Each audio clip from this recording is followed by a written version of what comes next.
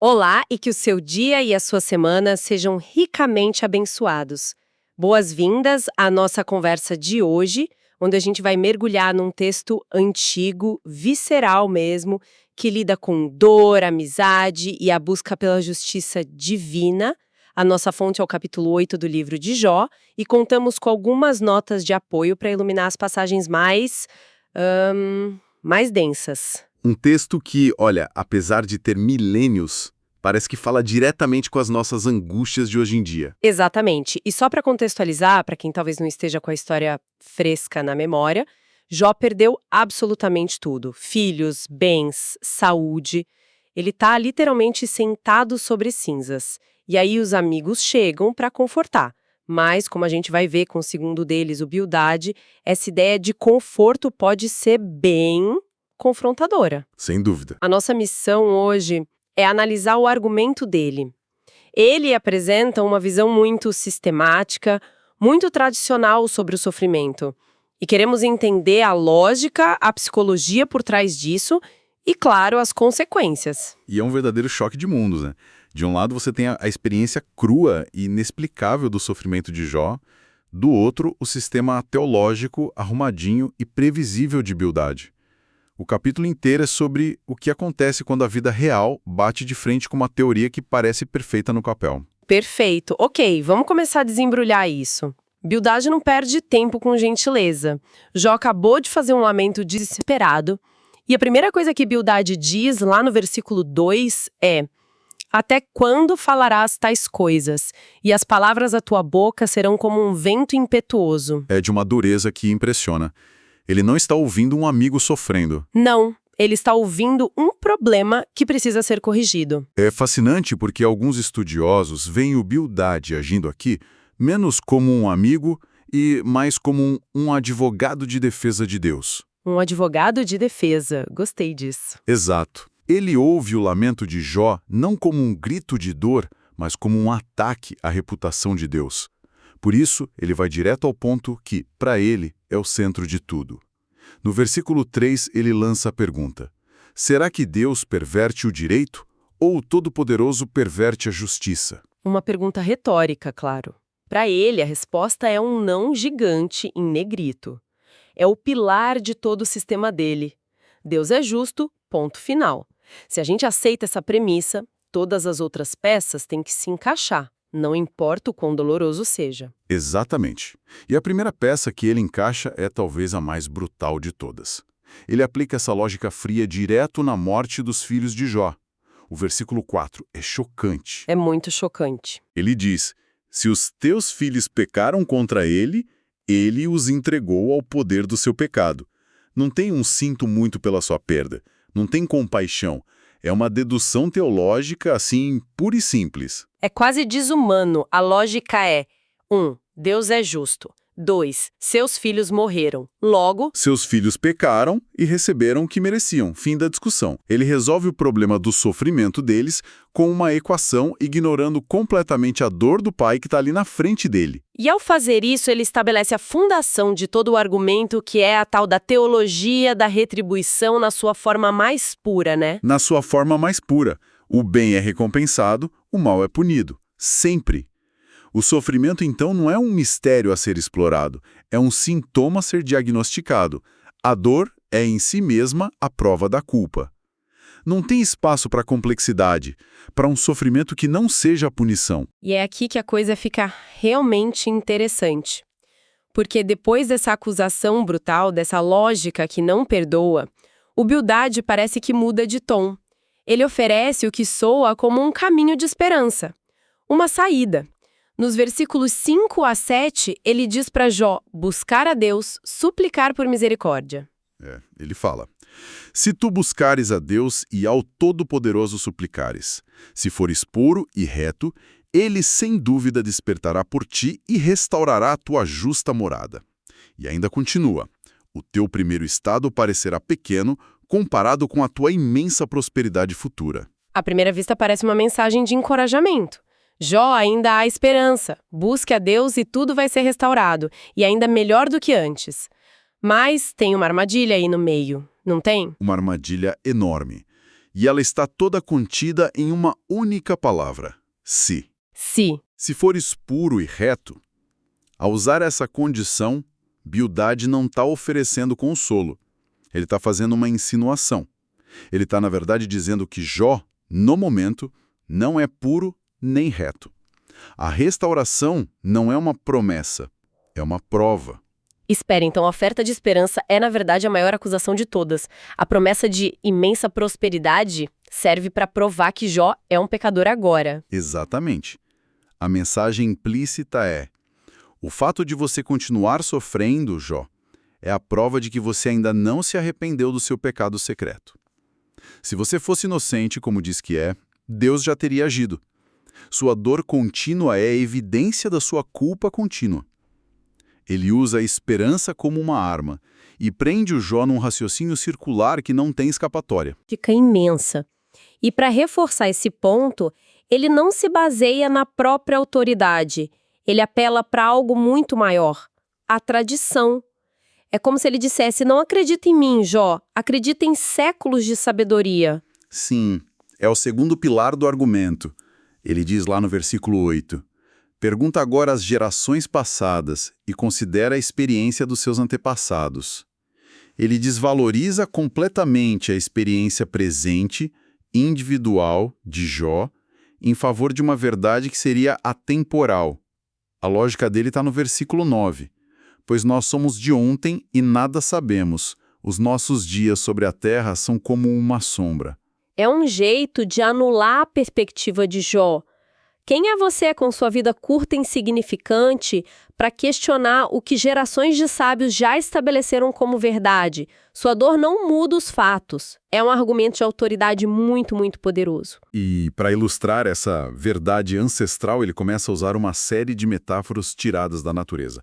Ele quer mostrar que essa lei de causa e efeito o pecado leva à ruína, justiça leva à prosperidade, está embutida na própria estrutura do universo, sabe?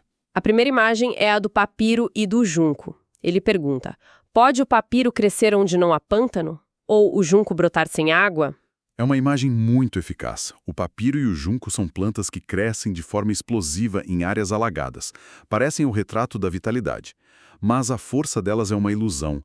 Elas dependem totalmente de uma fonte externa. Se a água secar por um instante, elas murcham com a mesma rapidez com que cresceram. Ah, entendi a analogia. Bildad usa isso como uma metáfora direta. Assim como essas plantas precisam de água, os seres humanos precisam de Deus. O ímpio, por mais próspero que pareça, está desconectado da fonte da vida. A ruína dele é inevitável. A vida sem Deus é como uma planta no deserto, condenada a secar. A imagem é clara, mas ele não para por aí. Ele usa outra metáfora, a da teia de aranha, no versículo 14, para descrever a confiança do ímpio. E essa talvez seja ainda mais sutil. Uma teia de aranha é uma estrutura que parece complexa, até bonita, mas é fundamentalmente frágil. Ela não foi feita para suportar peso. Certo. O texto continua. Se ele se apoia em sua casa, ela não fica firme. Se nela se agarra, não resiste. Qualquer segurança construída sobre algo que não seja a justiça de Deus é uma ilusão. Na hora da crise, na tempestade, essa estrutura simplesmente se desfaz. Isso me faz pensar. Ele está alternando entre imagens de força aparente, como o papiro, e de fragilidade óbvia, como a teia. O que ele está tentando construir com essa alternância? Acho que ele está cobrindo todas as bases. Ele está dizendo a Jó: olha, não importa se a sua vida parecia forte e próspera como um papiro viçoso, ou se a sua confiança sempre foi frágil como uma teia de aranha. Se não estiver enraizada em Deus, o resultado final é o mesmo: o colapso. Ele está fechando todas as saídas lógicas para Jó. Faz todo sentido. Ele está pintando um quadro muito sombrio. Ele finaliza essa sessão de provas da natureza com uma última imagem de planta, que é talvez a mais detalhada e cruel de todas. Dos versículos 16 a 19, ele descreve o ímpio como uma planta exuberante, cheia de seiva diante do sol, com brotos que se espalham pelo jardim. E com raízes que se entrelaçam nas pedras. Parece a imagem da força, da permanência. Inabalável. A própria definição de sucesso. Exato. Mas aí vem a reviravolta. Aí vem. O versículo 18 diz: mas quando é arrancada do seu lugar, este a nega dizendo: nunca te vi. Uau! A prosperidade do ímpio para Bildade pode ser impressionante, mas é superficial. No momento em que Deus decide removê-la, ela desaparece sem deixar vestígios. O próprio lugar onde ela floresceu a esquece. É o esquecimento total, a aniquilação não apenas da vida, mas da memória. O fim é ser substituído por outra planta como se nunca tivesse existido. Que imagem terrível para se apresentar um homem que acabou de perder tudo e teme ser esquecido por Deus. É a ilustração máxima da fragilidade de uma vida que, aos olhos de Bildade, não está firmada na justiça. Ele já apresentou a premissa, as provas da tradição e as evidências da natureza. Agora, ele está pronto para o seu argumento final. Certo, então, depois de todas essas acusações veladas e metáforas sobre a desgraça dos ímpios, ele conclui com uma afirmação que, de novo, à primeira vista, parece positiva, versículos 20 e 21. Eis que Deus não rejeita o íntegro, nem toma pela mão os malfeitores. Ele ainda encherá de riso a tua boca e os teus lábios de júbilo. E aqui está o golpe de mestre do argumento dele. Essa conclusão não é um abraço de conforto. Não! É a intimação final. Não é uma promessa, é um ultimato. Ele está mais uma vez colocando todo o peso da prova sobre o Jó. Como assim? A promessa de que Deus vai encher a boca de Jó de riso soa como a coisa mais consoladora que ele disse até agora. Mas veja bem a lógica implícita. Bildade estabelece uma verdade que ele considera imutável. Deus não abandona os justos e não ajuda os maus. E então ele diz: portanto, Jó, se você for realmente íntegro como afirma ser, Deus vai inevitavelmente restaurar sua vida, encher sua boca de riso e seus inimigos serão envergonhados. O que ele está dizendo nas entrelinhas é devastador. Ah, entendi. Ele está dizendo, o fato de você continuar sofrendo, de sua boca estar cheia de lamentos e não de riso, isso prova que você não se encaixa na categoria de íntegro. A sua condição atual é a sentença final sobre o seu caráter. Exatamente, a promessa de alegria se torna a arma final do argumento dele. Ele transforma a esperança num teste que Jó, no fundo da sua dor, está claramente falhando. É uma lógica perfeita, fechada em si mesma, mas que não oferece nenhuma saída real para quem está sofrendo. Ele prende Jó num paradoxo teológico. Para ser ajudado por Deus, ele precisa ser justo. Mas seu sofrimento contínuo é a prova de que ele não é justo. Portanto, ele não pode ser ajudado. É de uma frieza impressionante. Então, resumindo, o discurso de Bildade é o exemplo perfeito da teologia da retribuição. É um sistema lógico, baseado na tradição, que usa a natureza como prova, mas que parece completamente desprovido de compaixão e de espaço para o mistério quando confrontado com o sofrimento real de uma pessoa. Ele ilustra um dilema fundamental que atravessa não só este livro, mas toda a experiência humana.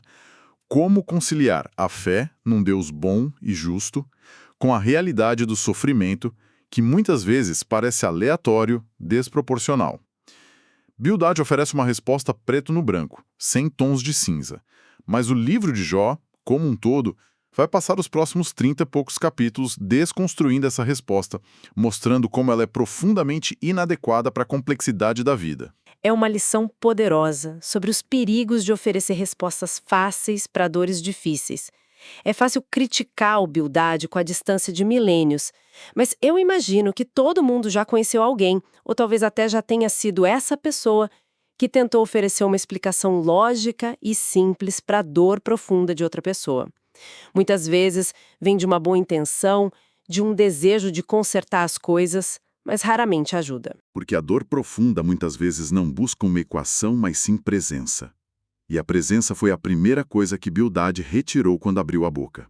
E aqui fica um pensamento final para refletirmos. Bildade usa a ordem e a lógica da natureza, a planta que precisa de água, a teia que não suporta peso, para provar seu ponto sobre a justiça mecânica de Deus. Quantas vezes nós também não tentamos impor uma lógica simples de causa e efeito aos grandes mistérios da vida, da dor e da fé, quando a realidade talvez seja muito mais profunda, misteriosa e complexa do que as nossas fórmulas conseguem explicar? Para encerrar, que Deus abençoe todos os ouvintes.